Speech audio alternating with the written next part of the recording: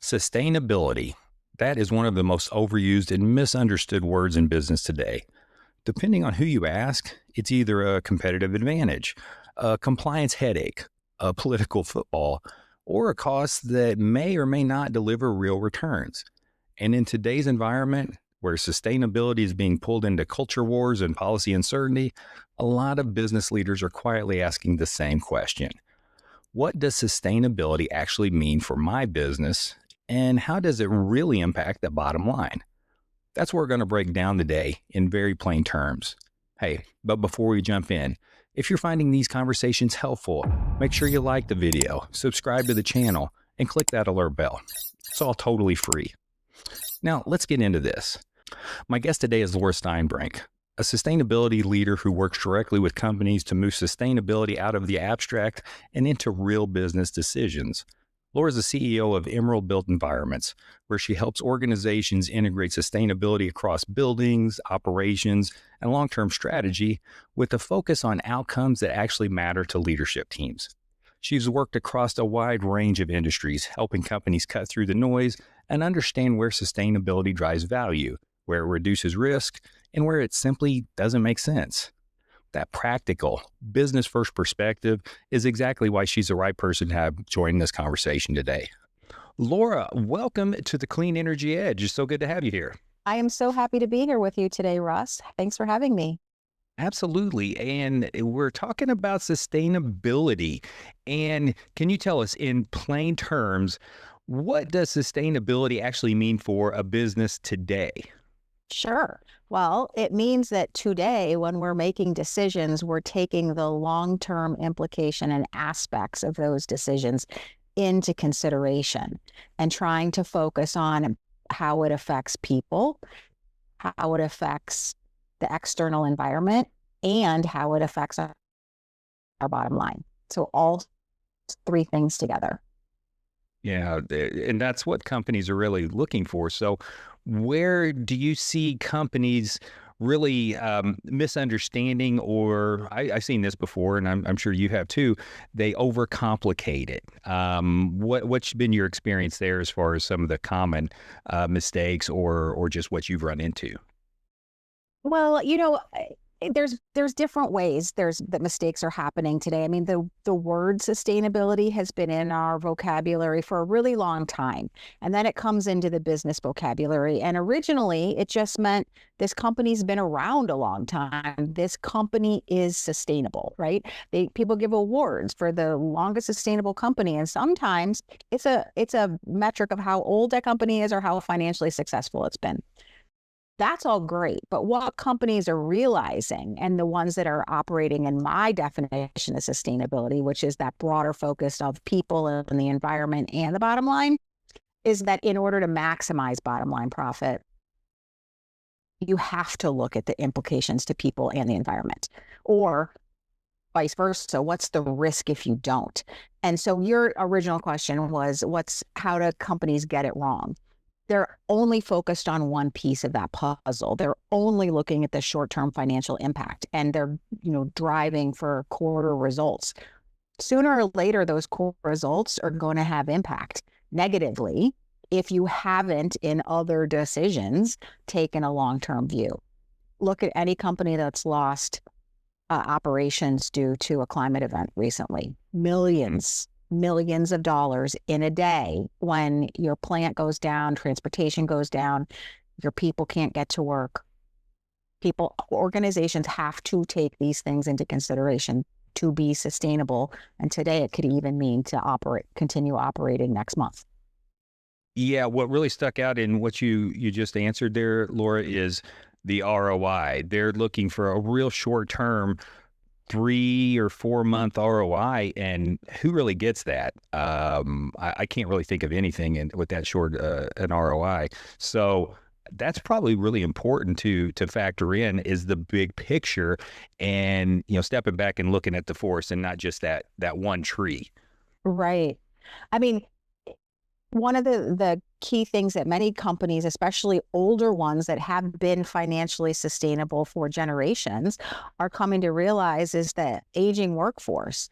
And the fact that in order to attract younger people into their businesses, they need to pay attention to how they're impacting the environment or how they're treating their people and what kind of policies that they have around benefits or work-life balance. And those types of things are also consideration of a company that is operating sustainably. Yeah, it brings me to this question too, because not so much in this current environment with politics and everything else, and I want to talk about that a little bit as well. But I noticed companies that they would market on sustainability, but maybe not really do anything. So they'll put out a press release or what have you, and oh yeah, we've got sustainability goals, but they don't really act on them. So how do you separate, let's say, real sustainability strategy from marketing language? Well, I totally understand the question that you're asking. It's like that gets to the whole idea that some companies, the term that is used is greenwashed, right? They say they're doing this, but are they really doing it? Well, you have to put a goal out there. It's like the man on the moon. We're going to put a man on the moon. So we haven't put the man on the moon yet. Our goal is to get to net zero. Our goal is to reduce our emissions by 50%. You need to put the goal out there. There's nothing wrong with having a goal, but then to your point, well, what are you doing to get there? And that's, I think, where a lot of companies have struggled or today are actually struggling because the regulators and or large customers, so like the big companies that are in the regulatory environment, it's not enough now to just have goals. Everyone in the value chain has to be making progress towards those goals. And that's where the rub is. We can't just talk about it anymore. We need to be showing action. And so that's where this ROI comes about, because then you get the C-suite involved and they have a certain amount of capital that they're going to invest this year. They're looking for the highest fast payback ROI. What are they going to do with it?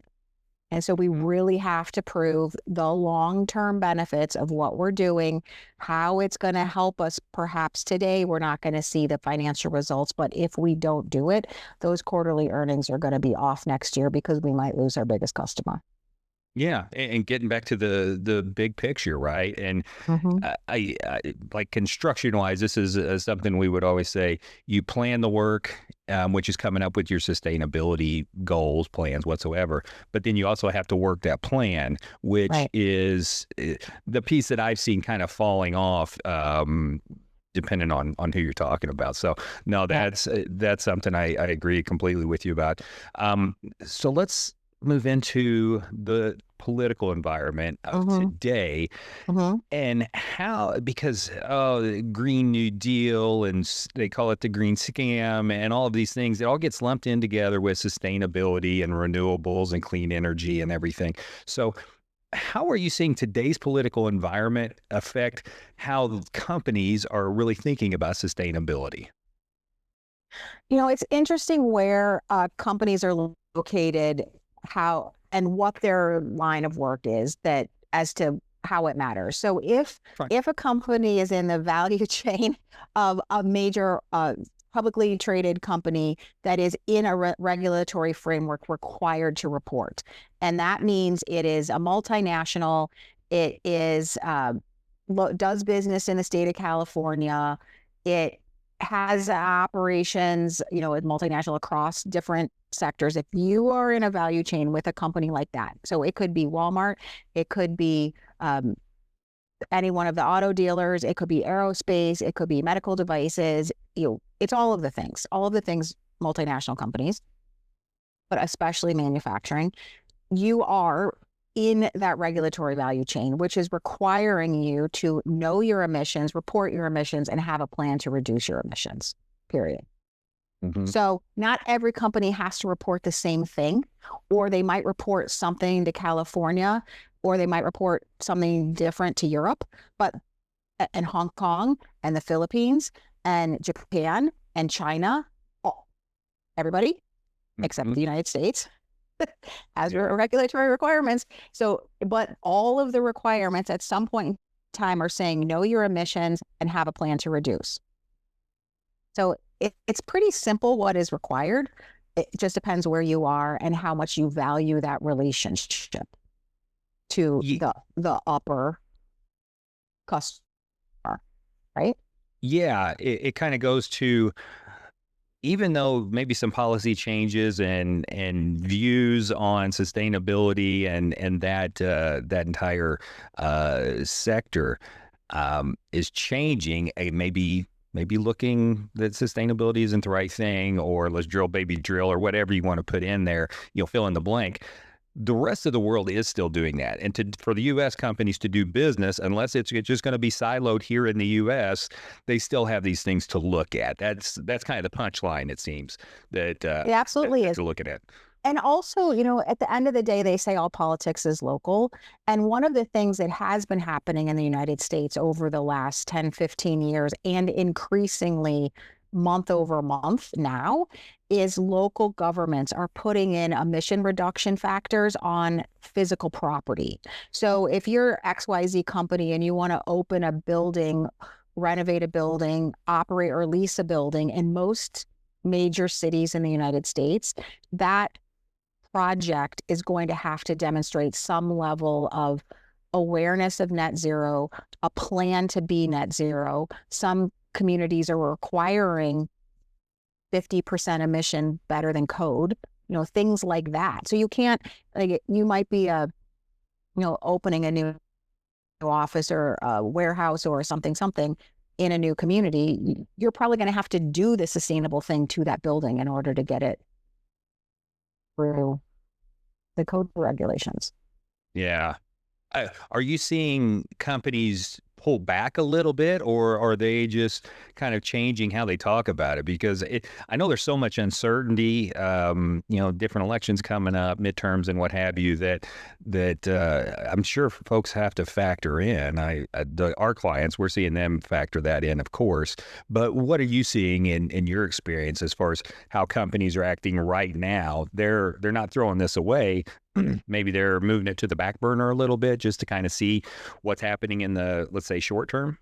So, in my opening, when I was talking about what's the definition of sustainability, it's the three things. It's how you're treating people, it's how you're treating your external environment, and it's how you're handling your profitability, your bottom line. So the whole people piece and the DE&I backlash that has occurred over the last year is definitely bumps up against sustainability from an environmental perspective, because oftentimes these things go hand in hand. A company's sustainability strategy has an environmental piece and a human component as well. So the DE&I piece, definitely companies are they're adjusting their language, they're adjusting their policies, they're adjusting their procedures. But when it comes to environmental impact, companies that have been on their journey to sustainability and to achieving net zero or to reducing their emissions by 50%, they've already realized that they can save money. And so this becomes, especially in an environment where energy costs are rising, has returned to a cost-cutting effort and or a risk mitigation effort, because, like we said, climate events are occurring everywhere. It's just your climate event is different depending on where you live. It might be the tsunami, it might be the flood, it might be the fire, it might be, roofs collapsing from too much snow. Right. But companies are still doing the things that drive bottom line value and looking at the environment and taking the environment into consideration. It creates product opportunities for product innovation. You can hit two birds with one stone and reduce your shipping costs by really looking at how you're transporting what materials where you're sourcing them from. Getting them more from local communities means less shipping, or just all sorts of opportunities to reimagine the value that companies do their processes, can save money, reduce risk, and at the same time deliver environmental performance results, which is lower emissions. Let me ask you this then, because you touched on it with the shipping, and I think that's a great example that there are financial benefits to overall sustainability and making those adjustments. So is there any particular area that you see companies do see these real financial benefits, and are there other areas where they just totally get it wrong? Well, Let me start with where absolutely there are opportunities. And what we are seeing, because, Emerald works at the intersection of business and buildings, and where organizations make those strategic decisions about their physical assets, but then also they have a physical asset and they want to do something to it to make it more sustainable, whether it's new renovation or ongoing operations. But those assets are at risk due to local climate events and power reliability. And in the last 3 to 5 years, a focus on creating or mitigating that risk for when power is not available is first and foremost. And so they are still investing in HVAC systems, renewable systems, increasingly battery and storage, in order to maintain operations during an event. So important, especially with the supply demand of electrons, right? Of electricity generation compared to the consumption, all the data centers, the AI data centers, which are a totally different beast and really sucking electrons. And what's going to happen because the infrastructure is not there, the attack against clean energy and that generation source, it increases that deficit where there are going to be shortages of electricity, right? There's going to be brownout, blackout events becoming more and more consistent throughout the U.S., and that's one thing that we always preach is you can protect with behind the meter solutions that also help the grid. So anyways, back to a company that can really think about this the right way from start to finish. Do you have an example of a company, whether you want to name them or not? Well, that's totally up to you. But who you've worked with that's really thought about this the right way and taken the necessary steps to make this sustainability effort really a payoff for everybody involved? Well, I'm going to answer your question, not giving you a specific example, but I'm going to give you several examples. Here's one thing. If a company gets it wrong when they don't have a plan and when they haven't thought about it like for the future. So one very specific example, it is a large, well-known brand. I'm not going to name it out of respect to their privacy, but well-known brand, food production company, and their headquarter building needed new windows and a new chiller. The windows were way more expensive and less visible payback from a cost savings perspective than the chiller, which its life was going to go pretty quickly. So they were going to go replace a chiller. But when we did an energy model for that building, we showed, well, if you do the windows first, you will reduce the necessary size of the chiller because you're not just sending all of this air out the window. And so when you look at these two things together and you do the windows or you do the chiller, maybe sized smaller because the windows are you will save this much more. And that's over the whole life cycle of the chiller, of the windows. And so we were able to help them understand how important it was to do these two things together, because otherwise they would have just put off doing the windows. They would have bought a much bigger, oversized chiller, spent more money on the electricity for that chiller, and their people still would have been unhappy because they're sitting next to drafty, leaky windows. Yeah. So you do the windows, you do the chiller, you save the money. But really what it is, I said it's planning. It's planning whether it's for the building or for your whole organization. And you need to make things into bite size, what can you bite today? So we know we want to get to net zero energy. Well, let's understand where our biggest impact is. So that's why a lot of companies, they'll set their goals, but then they need to go through a process to really understand, well, where are we contributing, or where are we contributing negatively to the environment? Waste, emissions, is it our transportation? Is it our production? Is it our packaging? Is it, what is it that's causing us to have the most negative impact? And then how can we focus in on that, take steps to reduce, and put the plan and capital in place to implement that? Yeah, that's same thing I'm thinking about is you have to come up with what the plan is, and there's no cookie cutter, right? You just gave a great example of, hey, do the windows. That's going to make it where the equipment you buy, this new chiller, can be downsized, and you've got to do all of this anyways.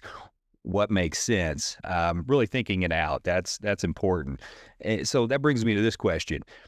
If a business leader is just starting to think about sustainability, where would you advise that they begin? How do they start? Because it can be very complicated.